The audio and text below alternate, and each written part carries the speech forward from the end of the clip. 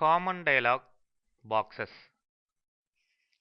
మామూలుగా మీరు common dialogue boxes చూస్తూ ఉంటారు ఫైల్ని ఓపెన్ చేసినప్పుడు, అట్లానే ఒక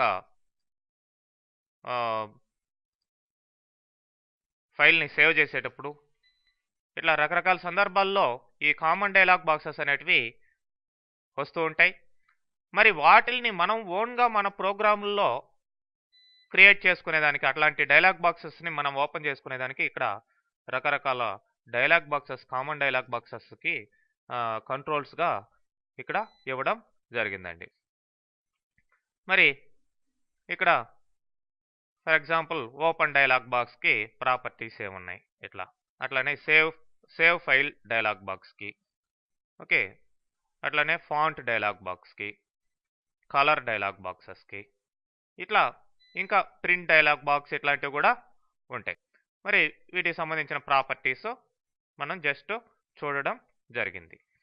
మరి వీటిని ఎలా వర్క్ చేయించుకోవాలనేది మనం ఒక ఎగ్జాంపుల్ ద్వారా చూద్దాం. చూడండి, ఇక్కడ ఫాంట్ డైలాగ్ బాక్స్ ఒకటి తీసుకోండి. Font dialogue box,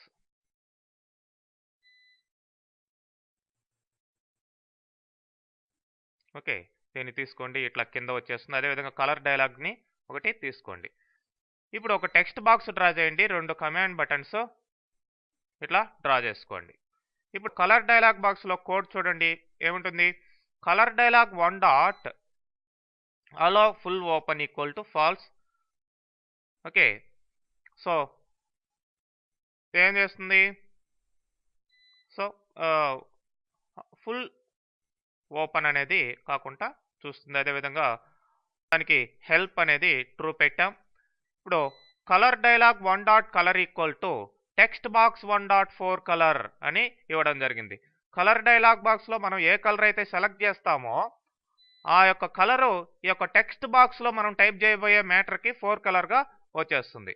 so colour dialog 1 dot show dialog equal to అని ఇఫ్ కండిషన్లో పెట్టి విండోస్ ఫార్మ్స్ డాట్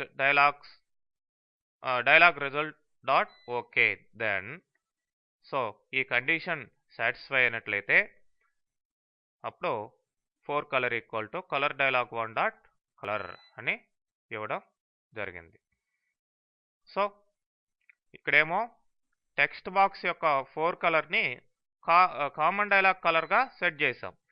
ఇక్కడేమో కండిషన్ ప్రకారం కలర్ డైలాగ్లో ఏ కలర్ అయితే సెలెక్ట్ చేస్తామో దాన్ని 4 కలర్గా టెక్స్ట్ బాక్స్కి సెట్ చేయడం జరిగింది.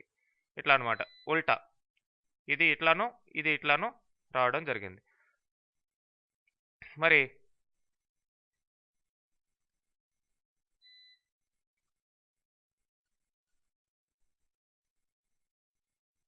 బటన్ 2ని క్లిక్ చేసినప్పుడు చూడండి, font dialogue 1 dot show colour equal to true అని ఇచ్చి, font dialogue 1 dot font equal to text బాక్స్లో ఉన్న ఫాంట్ని దీనికి అసైన్ చేస్తున్నాం. టెక్స్ట్ బాక్స్కి ప్రజెంట్గా ఉన్న ఫాంట్ని, అదేవిధంగా ప్రజెంట్గా ఉన్న కలర్ని. ఇప్పుడు show dialogue not equal to అని డైలాగ్ రిజల్ట్ డాట్ క్యాన్సల్ కానట్లయితే ఇప్పుడు ఫాంట్ డైలాగ్లో ఏ ఫాంట్ సెలెక్ట్ చేస్తామో, ఏ కలర్ సెలెక్ట్ చేస్తామో అవి ఫాంట్ గాను 4 కలర్ గాను ఇక్కడ ఇవ్వడం జరుగుతుందండి. మరి ఒకసారి రన్ చేసి చూద్దాం ఎలా వర్క్ అవుతాయో. చూడండి, ఇప్పుడు దీంట్లో సంథింగ్ మ్యాటర్ టైప్ చేశాను, కలర్ డైలాగ్ తీసుకున్నాం, డైలాగ్ బాక్స్ వచ్చింది. సో ఇప్పుడు ఏదో ఒక కలర్ తీసుకోండి, ఓకే అనండి. సో ఆ కలర్ ఇక్కడ సెట్ కావడం జరుగుతుంది. ఓకేనా. అట్లానే ఫాంట్ డైలాగ్, ఈ ఫాంట్ సైజు, బోల్డ్ ఇవన్నీ పెట్టుకోండి. ఫైనల్గా ఓకే అనండి, అది అసైన్ కావడం జరుగుతుంది. ఓకే, అలానే నెక్స్ట్ మీరు date, time picker, month, calendar, splitter ఇవి చూసినట్లయితే